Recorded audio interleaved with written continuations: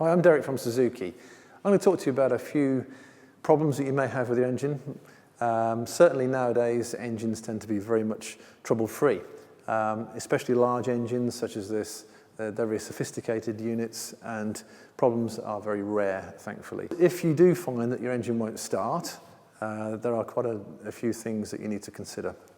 First of all, make sure that there are very obvious things such as the kill cord is attached to the kill switch. Make sure that the unit is in neutral. None of our engines will start if they're in gear. Make sure you have adequate fuel supply. Very obvious things, but sometimes they're overlooked. Make sure that there's no water in the fuel, and so on and so forth. But it is very unusual for an engine not to start. Large units like this will usually start very easily. Sometimes it's the smaller units that will have problems.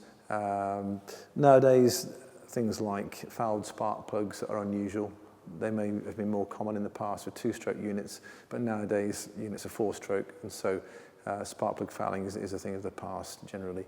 But small engines, fuel quality, water in fuel, stale fuel, that's the commonest kind of thing. If the engine starts to misfire, is running rough, once again, it's unusual nowadays for that to happen with bigger units especially. It's usually, if it happens, down to fuel quality, water in the fuel, and so on. That is going to be the likely cause, or water in the electrics. These units are very good, very well designed to prevent water from getting into the electrics of the engine. But it doesn't mean it's impossible. If it does, it can cause problems with misfires around spark plugs and so on. But if that happens, take the hood off, have a look. So the first thing to do would be to check the kind of fuel quality, anything in the fuel that's causing a problem. Take the hood off. Are there components here that are wet?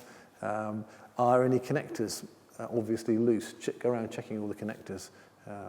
But as I said, it's unusual. Large engines, if there is a problem, will tend to show up with a warning on your instruments to say there is a fault with a component. That even applies to some of the smaller engines as well. If the engine stops completely, then once again the same old things again. Fuel, and make sure that something has not come adrift electrically with the engine. Those are the commonest of things. Overheating can be an issue. If you find that the engine is overheating, there will normally be a warning system with the engine that will alert you should the engine overheat. If it does, stop the engine. Don't just keep driving on. Stop the engine, have a look to see what it is. Often it can be something as simple as debris, a plastic bag, seaweed or something around the water intake at the bottom of the gearbox here. Make sure that's not blocked. Have a look to see if there's water coming out of the telltale or pilot water outlet. And that will give you a clue as to what to do. It may mean you've got to lift the engine out of the water and take whatever debris there is away from the water intake there. If it does overheat, don't just keep going. Let the thing cool down and then maybe make it quietly back to port if you can. If it starts to overheat again, slow down, stop, let it cool down. Don't just keep going on because you cause a lot of damage to it. Other issues that you may get warnings about might be oil pressure. If there is a problem with oil pressure, then you may find the engine will automatically shut down to a much lower operating speed. It won't allow you to go above a certain operating speed. It may even stop entirely, so you have to restart. But oil pressure is obviously very important. Engines such as this are very sophisticated, and a lot of damage can be done internally if you don't pay attention to it. If you keep on driving the boat with low oil pressure, you can do some damage to the engine. So it'll be expensive damage as well, expensive to put right. The other thing is over revving. There will be a warning in the system to tell you that you've been over revving the engine. This can be caused by the kind of way the boat is being used. Sometimes if the prop is coming out of the water regularly, it can over rev and put a warning on for that. If it's happening all the time and the prop is in the water, it may be due to the choice of propeller you have.